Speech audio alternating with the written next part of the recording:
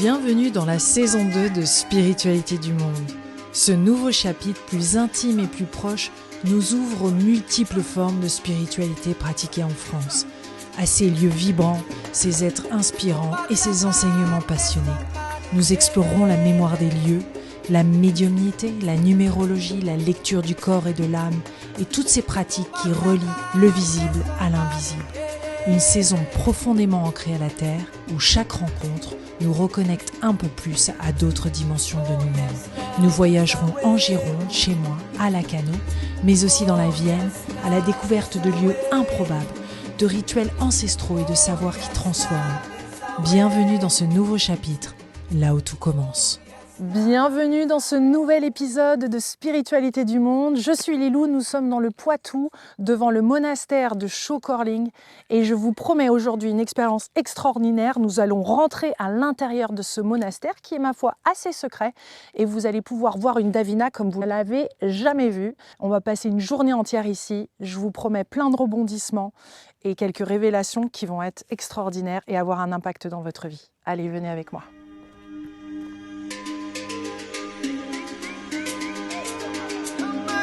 Ce lieu est une terre pure, consacrée à la spiritualité, un espace qui soigne, qui guérit et qui apaise. Ici, les esprits de la nature vivent en paix, et les âmes des défunts y trouvent refuge. L'amour et la sagesse enveloppent le silence de ce lieu unique et béni. C'est ici que vit Davina Delors. Aujourd'hui, nous passons cette journée ensemble, avec vous, au cœur de son quotidien, de sa mission de vie et de ses pratiques. Davina! Coucou! Ah, que c'est bon de te revoir! Oh là là, après tout ce temps! C'est vrai que ça fait un petit moment. Dis-moi, t'as encore grandi ou quoi? Est-ce que je peux te faire un bisou quand même? Un câlin!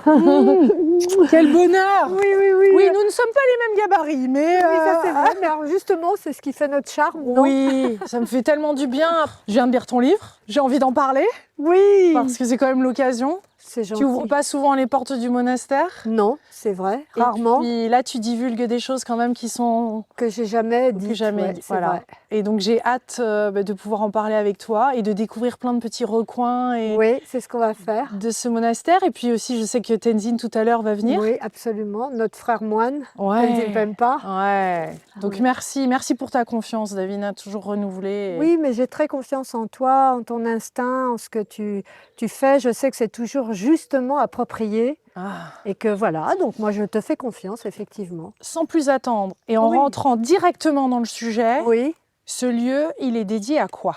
Ce lieu, Pour il de est vrai. pour de vrai, on va dire voilà, pour de vrai. Ce lieu, en fait, au départ, il a été un monastère avec une petite congrégation de nonnes ici. Et puis, alors, dédié aux malades principalement, toujours dédié aux défunts, parce que ça, c'est l'histoire de toute ma vie. Mais progressivement, avec des signes, avec plus que des signes d'ailleurs, vraiment une mise en place s'est faite ici pour que ce lieu devienne un ermitage, donc de silence. C'est bien parce qu'effectivement, quand on est ici, on entend le silence et les oiseaux, dédié aux âmes un peu souffrantes, aux âmes qui sont passées dans une autre dimension, qui se demandent pourquoi, qui cherchent, qui appellent ou qui sont malheureuses. Alors là, il y a des niveaux d'intensité. Parce qu'il y a des âmes qui sont très très malheureuses et d'autres qui cherchent. Et ce lieu est comme un lieu d'accueil pour elles. C'est venu de cet amour absolument incroyable que je ne peux pas dire pourquoi j'ai pour ces âmes qui sont là, que je ressens au fond de moi, comme si je faisais déjà partie d'elles, tu vois, alors que je suis quand même vivante sur la terre. Quand est-ce que tu as réalisé que tu voulais dévouer ton existence à ça? Quand est-ce que tu as eu ce déclic et ce moment où, en fait, c'est vraiment ça que je dois faire dans ma vie? Ouais.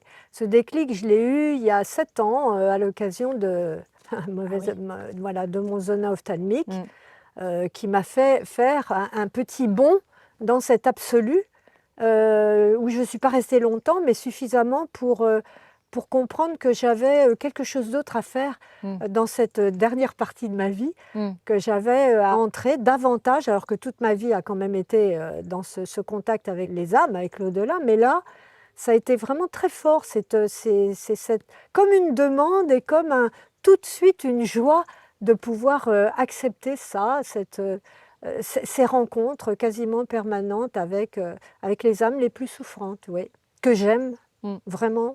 Je ne sais pas pourquoi, mais en tout cas, je les aime très Et tu profondément. te sens à l'aise avec elles? Parce que c'est Je quand suis même très des à âmes l'aise avec qu'on elles. nomme, nous, peut-être de l'ombre ou Oui, sombres ou oui, ayant des difficultés. Je veux oui. dire, et certains d'entre nous, ça nous fait peur, mais toi, non, tu te sens complètement à ton aise avec elles et au contraire, tu apportes beaucoup de positivité et elles ne te font pas peur. Non, elles ne me font pas peur, elles ne m'ont jamais fait peur. Il faut dire que j'ai été habituée depuis mon enfance quand même à voir des choses très spéciales et que j'avais ma mère pour me soutenir. Donc en une maman, on fait confiance. Donc si tu veux, tout de suite, elle m'a expliqué, m'a montré des choses. Elle a été le facteur déclenchant de tout ça quand même, c'est elle, hein. Et elles t'accompagnent toujours. Et elle m'accompagne toujours, oui, oui, avec son humour, son autorité, toujours bien présente. Et voilà, mais il y a ce partage d'amour. En fait, tout est basé là-dessus. Et ça fait un peu, si tu veux, peut-être romantique de toujours amener ce mot amour à la surface. Mais il n'y a que ça que les âmes demandent, quelles qu'elles soient, hein. Qu'elles Ouais. soient heureuses ou plus ou moins malheureuses. Après, il y a vraiment plus ou moins, ça dépend des conditions. Mais la base, le trait d'union, en fait, c'est l'amour. Ouais. Ben, on parlera de ta foi, on va Oui. parler de tes guides et de cette Mm. connexion aux guides, de l'amour divin que tu as et puis ton engagement Mm. avec ces âmes. On va Oui, c'est voir les un vrai différents engagement. recoins de ce monastère, là où ça se passe. Oui, Puis on aura l'occasion aussi de pratiquer ensemble et de oui, pratiquer avec vous tous. absolument. Un beau moment à partager aujourd'hui. Je sais qu'il y a une présence qui est tout au fond de ce parc, on va dire, que j'aimerais... Qui a sa place et sa raison d'être Ouais, surtout, hein. C'est pas une décoration, quoi. voilà. Ouais. On va à sa On y rencontre? va? Ouais, Oui, allez. merci.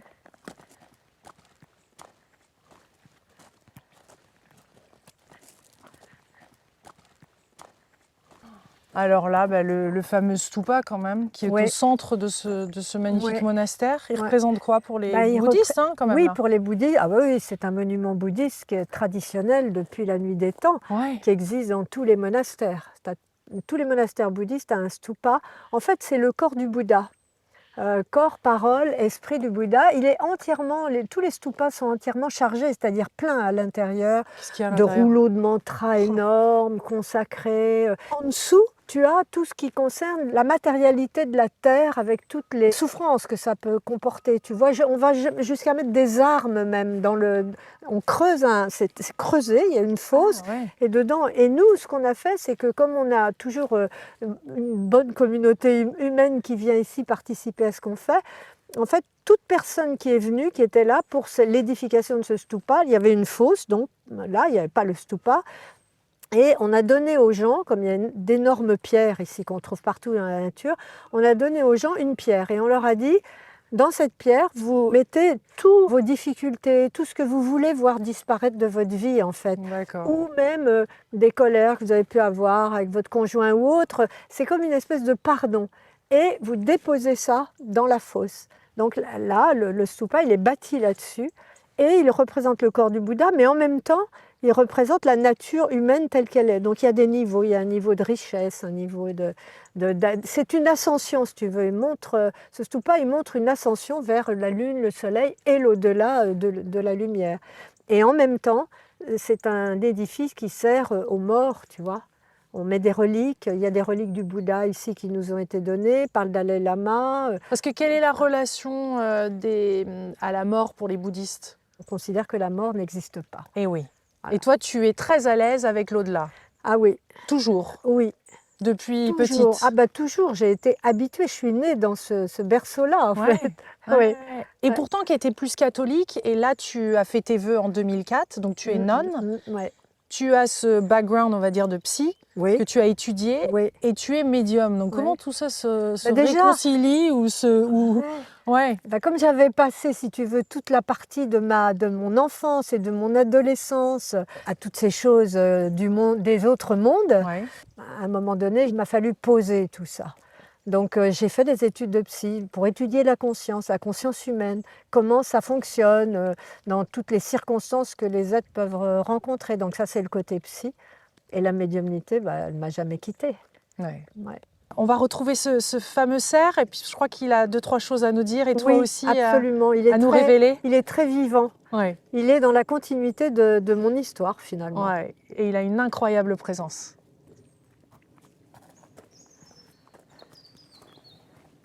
Comment on se met devant? En général, on se met, tu vois, le geste symbolique des 2 mains jointes. Et comme on peut le remarquer, donc on est encore en train de montrer cette porte du cœur. On n'est pas vraiment là alors, ni là. Ah, ça c'est là. Ça c'est. Alors si, effectivement, quand on est initié, on va dire, on porte les mains en haut, ici au centre de la gorge et au centre du cœur. C'est corps, parole, esprit. Pour aligner le tout. Voilà. C'est l'équivalent, si tu veux, des anciennes prosternations. Les gens se prosternent. Bon, voilà. Ça, ce geste-là, tout le monde peut le faire sans avoir besoin de se coucher par terre, quoi. Quand on est devant un stupa, on vient comment? Comment on se présente au stupa? Tel qu'on est. Tel qu'on est. Dans notre vérité. Voilà. Il n'y a pas spécialement à faire une prière ou à dire quelque chose? Si tu veux, dans la tradition, il y a toujours plein de choses à faire. Oui. Mais au-delà de la tradition, ce qui compte le plus, c'est l'intention du cœur. Donc cette pureté de cœur. C'est la pureté, c'est le cœur ouvert tel qu'on est, avec les défauts, les qualités, etc. Mais on se présente devant quelque chose qui représente le plus haut, plus grand, plus pur que nous, en fait. Ouais. Donc ça nous élève. Bah oui, ça c'est très très très vibrant. Et les âmes souffrantes n'en ont pas peur, au contraire. Ça les attire? Ça dépend, ça les attire. La lumière attire tout le monde, mais il y a des âmes très souffrantes qui résistent à la lumière, qui ne veulent pas y aller. Donc elles ne vont pas forcément là. On en reparlera ça tout à l'heure. Elles ne vont pas du tout là même. Non, elles ne vont pas du tout là. Ça leur fait peur. Ouais, ça leur fait peur, tu as tout à fait raison. C'est ce qu'elles disent d'ailleurs. D'ailleurs, tu les accompagnes petit à petit quand elles sont prêtes avec leur bon vouloir, comme tu dis dans ton livre. Oui, c'est-à-dire que moi, je pense que, comme toujours dans les relations avec les uns les autres, que ce soit vivants ou défunts, quand on a l'expérience du bonheur ineffable, on ressent cette joie infinie à ces contacts-là, on a envie de le transmettre. Oui. On se dit, ces âmes souffrantes, elles passent à côté. C'est pas ce qu'elles veulent en fait. Oui, elles sont tellement attachées à leur passé qu'elles n'arrivent pas à lâcher finalement. C'est ça. Et pourtant, elles cherchent encore quelque chose. Donc, tu as des tas de gens qui en ont peur, qui rejettent, qui disent, tu sais, dans les termes, il faut dégager les mauvais esprits. Enfin, déjà, j'emploie jamais ce mot-là, parce que dégager quoi et puis pourquoi? Quelle prétention d'ailleurs déjà. Donc non, mais essayez de partager. Pour ça, il faut quand même avoir beaucoup de protection, savoir ce qu'on fait. Et puis les initiations aussi, tout ce que tu as vécu qui t'ont initié à ça et qui te permettent. Et puis c'est ta mission de vie également, donc parce c'est que pas à la portée de tout le monde. Non, il vaut mieux pas d'ailleurs. Allez, on va aller voir ce cerf. Allez, on y va. J'aime passer du temps avec Davina, échanger avec elle, apprendre, expérimenter, laisser les conversations prendre leur place. Ce sont des moments précieux que j'aime partager avec vous. Il me donne envie de créer une saison 2 des Dimanches de Lilou et Davina. Allez, allons voir pour le moment le grand cerf. Il est majestueux, je l'adore. Il veille, sa présence apaise. Ah, le voilà, qu'il est beau, quelle présence! Il t'accueille, Lilou, il t'accueille. J'adore, il est magnétique. En fait, c'est comme s'il te prenait dans ses bras et que... Mais c'est une infinie tendresse. Je ne sais pas si tu le ressens, mais... Ah ouais, non, mais c'est plein d'amour. Beaucoup de tendresse, voilà. Ouais. Et une puissance en même temps, mais un amour bienveillant. Oui, c'est ça. Maternel. C'est ça, exactement. Il répare. Oui, il répare, oui. Toi, il t'est apparu dans un rêve? Alors, ce n'était pas un rêve, c'était un état très spécial, puisque c'était au moment où j'étais très malade et au moment où, justement, j'ai failli passer de l'autre côté, quand même, vraiment, là. Là, tu as choisi de rester. Et je pense que j'étais sur le seuil, entrée un tout petit peu, et quand ce cerf m'est apparu, alors de cette taille-là, alors il n'était pas blanc, mais il était là quand même. C'est la raison de sa présence ici. Sinon, ce n'est pas une décoration, il n'est pas là pour... mais il a une fonction, il a un rôle. Oui, parce qu'à partir de ce moment-là, quand même, ma vie a complètement changé. J'ai pris l'option que je n'avais pas pris de manière définitive. Je tournais autour toute ma vie, quoi. Donc là, j'ai vraiment pris l'option de t'engager auprès des âmes souffrantes aussi. Voilà, si je restais là, je m'engagerais auprès des âmes en difficulté, aux âmes souffrantes. Voilà. Il te soutient dans cette mission? Il est dans un passage. Lui, il est resté sur le seuil Moi, je suis revenue sur la terre, mais lui, il est là en ce moment sur le seuil. Tu veux dire qu'il est entre plusieurs mondes? Oui, c'est ça. Comme une invitation, ici c'est très habité, hein, c'est une terre d'accueil pour ces âmes, justement. Le lieu, il est fait pour ça. Et quand j'ai réalisé ça, je me suis dit, mais je ne peux pas continuer à faire tous les mois ici, il y avait une activité, une retraite. Alors c'était très bien, ça a toujours été des retraites spirituelles, mais je n'avais pas vraiment la conscience que ce lieu n'était pas destiné à ce qu'il y ait du bruit. Tu étais plus dans le yoga à l'époque, non? Alors je donnais voilà, beaucoup Encore de maintenant, yoga. mais Non, non, pas du tout pas du maintenant. tout Ah non, maintenant. non, j'ai laissé maintenant. Ouais. Ah non, non, et j'ai été obligée d'abandonner beaucoup de choses quand même, hein. Ah ouais. Parce qu'il faut du temps, il faut du silence, il faut du retrait. C'est pas non plus un interdit de rencontrer le monde, la preuve, hein. Ouais. Mais il y a des limites. Il y a vraiment des limites. Ouais, ouais. Oui, parce que tu as un travail à faire quotidien ici avec C'est ces ça. âmes qui se présentent C'est à ça, toi. c'est ça. Elles se sont présentées d'abord lentement, et puis c'est devenu avec une accélération telle que, bah voilà, il y a un moment, il fallait faire un choix. Le monde spirituel te laisse toujours le choix. Il te propose des choses éventuellement, ou tu as des choses qui arrivent dans ta vie qui te sont montrées, mais tu as le choix. Soit tu veux, soit tu veux pas. Soit tu acceptes, soit tu refuses, et c'est ni bien ni mal pour eux. C'est juste pour nous que ça change tout. Ah ben moi, ça a tout changé, hein. Ouais. Même depuis qu'on s'est rencontrés, qu'on a fait les dimanches de Lilou Davina, où on a dit déjà pas mal de choses. Oui, tu as commencé à vraiment t'ouvrir, faire ton vrai coming out. Et encore, tu nous dis pas tout, mais là, on rentre quand même vraiment dans ton monde. Quand là, on parle, là, on est, oui, là, on rentre dans bien ton dernier livre, là, on est quand même là, au cœur on du y est. sujet. Là, maintenant, on y est. Ouais, ouais, super. Autant merci, le livre précédent, oui, bah merci à toi, parce que c'est non, mais toi. ça fait du bien, ça le nous fait du bien. facteur déclenchant, c'est toi, Lilou, hein, quand même. Tu le sais, hein, tu sais bien. Bah, ça me paraissait évident que c'était le moment d'en parler, mais bon. Ouais, ouais. On s'est rencontrés pour que tu me montres ça, tu vois. Alors, c'était pas prévu, toi, tu le savais pas, mais ça s'est fait comme ça, et je trouve ça magnifique. Et je pense qu'on a un lien de cœur spirituel indestructible, en fait, quoi qu'il arrive. Bon, il a un nom? Non, non. Une âme? C'est le grand cerf blanc. C'est le grand cerf blanc. Il est sur le passage, c'est un passeur d'âme, en fait. Un vrai, celui-là. Guérisseur. Ah oui, tout est guérisseur ici. C'est une terre guérisseuse, aussi bien pour les vivants, hein, quand même, parce que n'oublions pas les vivants, mais la priorité est laissée aux âmes. Là, dans cette petite... anciennement, la chapelle, il y avait une chapelle ici, christique. Oui. Là, je vois des anges maintenant tout autour. Oui. Avant, tu venais te recueillir ici, et maintenant, le lieu a été déplacé. La chapelle aux anges n'est plus là où elle était. Non, exactement. Donc là-bas, dans ce lieu-là, ça a été le premier lieu que j'ai ouvert matériellement, enfin concrètement sur la terre, pour l'énergie christique, parce que je suis très, très, très liée à l'énergie christique. Et comme j'ai fait beaucoup de recherches et aussi d'expériences sur les connaissances, tu vois, les différentes connaissances, toi qui fais une grande émission sur les spiritualités du monde, bah justement, moi j'ai employé ma vie à chercher un peu dans tous les domaines de cette spiritualité du monde. Et c'est pas parce que tu es nonne bouddhiste que tu ne peux pas fréquenter de toute façon, les esprits christiques.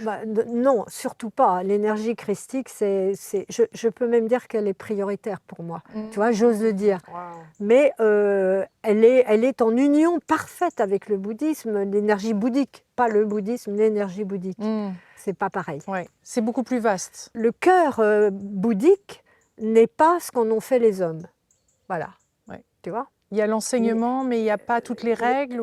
Il y a l'enseignement avec des règles qui sont communes dans soit même les religions ou les courants spirituels. La règle, tu sais, tous les fleuves rejoignent la mer. Il y a une seule source, c'est tout. Après, on l'appelle Dieu, on l'appelle ce qu'on veut, mais il y a une seule source. C'est vraiment le message en ce moment, et on l'entend de plus en plus. Et dans différents épisodes, c'est venu aussi parce que... Parce que c'est ce monde qui vient maintenant. C'est ça. C'est universel, c'est plus un amour, un divin. C'est l'amour divin universel. Et moi, j'aime dire que toutes mes démarches intérieures, mes méditations, les prières et tout, c'est une histoire d'amour avec l'amour parfait, Moi, c'est imparfait, mais c'est mon histoire d'amour. Et tu en as une aussi avec les anges. On peut aller les voir parce qu'ils sont tellement beaux. Ils ont une histoire, ces anges. Oui, c'est un ange, un arbre. En novembre 2022. Bravo, mais quelle mémoire! Mais j'ai lu ton livre, Davina. Et j'étais là d'ailleurs. Oui, novembre là, 2022, ouais. On était en plein tournage des Dimanches de Lilou et Davina. Que s'est-il passé avec ce Il cèdre? y a eu, comme il y a régulièrement aussi dans cette région, c'est qu'il y a des mini-tornades ou des... Voilà, donc là, quand le vent très très puissant passe à un endroit, il ne passe pas à un autre. Il n'y a pas d'arbre déraciné ailleurs, mais il y en a eu un ici, il était spectaculaire cet arbre. Et donc pour moi, un arbre, il ne peut pas mourir. Donc j'ai cherché un artisan et je lui ai dit, voilà, si vous voulez, venez ici, prenez le bois, c'est un énorme arbre, et faites 3 anges. Et il a fait les 3 anges, parce que 3 anges, c'est aussi dans mon histoire de Émile, là, où j'ai vu cette présence des 3 anges. Alors je veux quand même expliquer que quand on voit les choses, on les voit suivant l'esprit que l'on a. Parce que les anges n'ont pas de forme. Donc on ne pourrait pas les voir en fait, ce sont des vibrations très très hautes, donc qui nous échappent complètement à nous, notre plan mental. Mais quand ils veulent se présenter à nous, ils prennent des formes, comme les âmes que je vois. C'est des âmes, elles n'ont pas les visages que je dessine, mais pourtant c'est ces visages qu'elles me montrent. On va pouvoir en faire l'expérience pendant cet épisode et c'est incroyable parce que Davina n'a jamais fait ça. J'ai surtout jamais... J'étais tellement nulle en dessin et je me rappelle, j'essayais de dessiner quand j'étais petite et j'étais désolée parce que ce que je faisais, c'était tellement moche. Je me disais, j'ai pas du tout ce talent, quoi.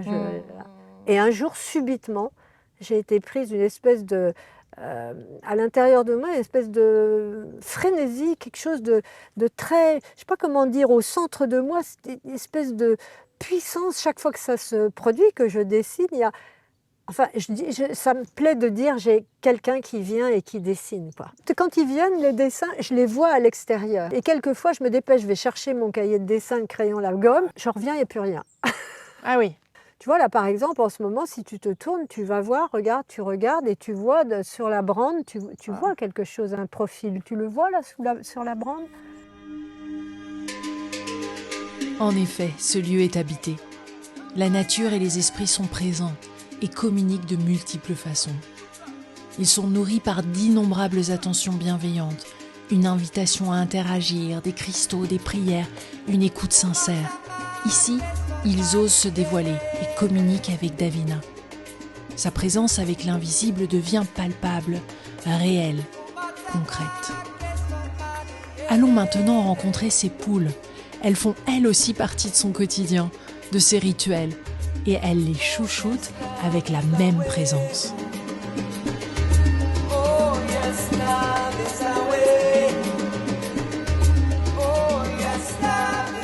Tu viens les voir tous les jours? Je les aime beaucoup, oui, bien sûr, tous les jours, en plusieurs fois le matin, pour ce qu'on va faire là maintenant.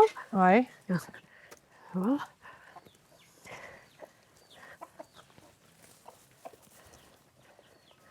Alors, tu sais, il y a beaucoup de gens qui considèrent que les poules sont bêtes. Ouais. C'est pas vrai du tout. Comment tu les vois?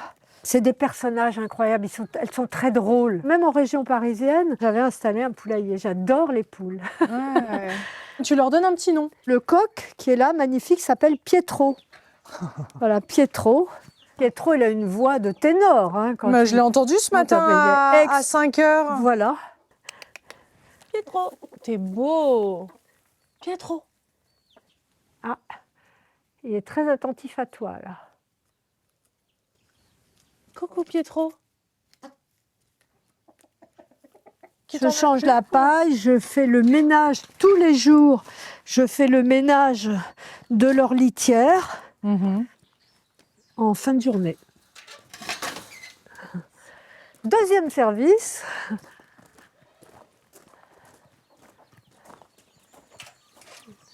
Voilà. Alors là, il y a des bébés. Voilà les petits bébés. Regardez-moi ça. Coucou. Allez.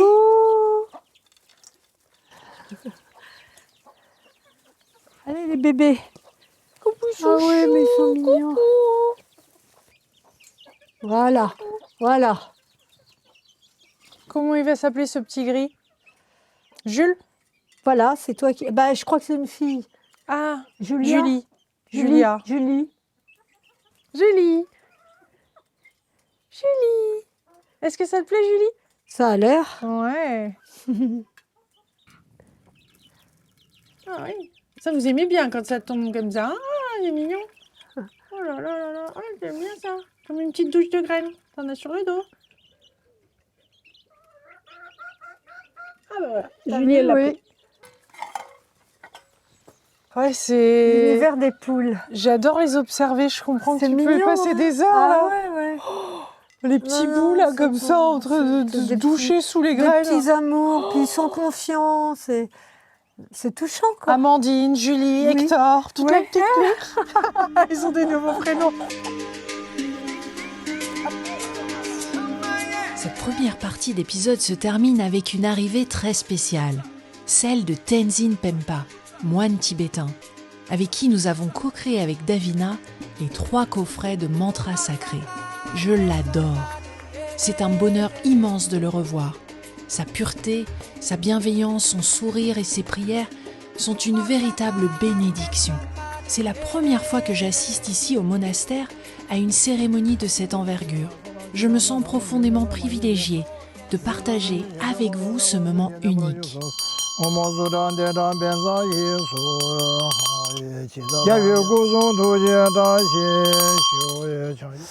Om Namo Buddhaya.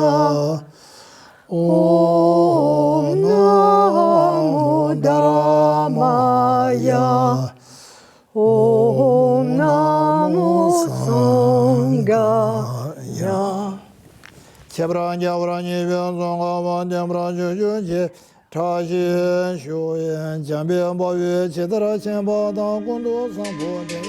Dans cette deuxième partie d'épisode, ma conversation avec Davina se poursuit et elle se dévoile ici comme jamais. Elle partagera en toute intimité et humilité son travail autour des portraits d'âmes, des guides et des êtres de lumière qu'elle dessine depuis des années. Nous irons aussi bien plus loin dans la découverte du monastère avec la maison de Tara, des cérémonies et du chamanisme tibétain. Une deuxième partie profonde, vibrante, à ne surtout pas manquer.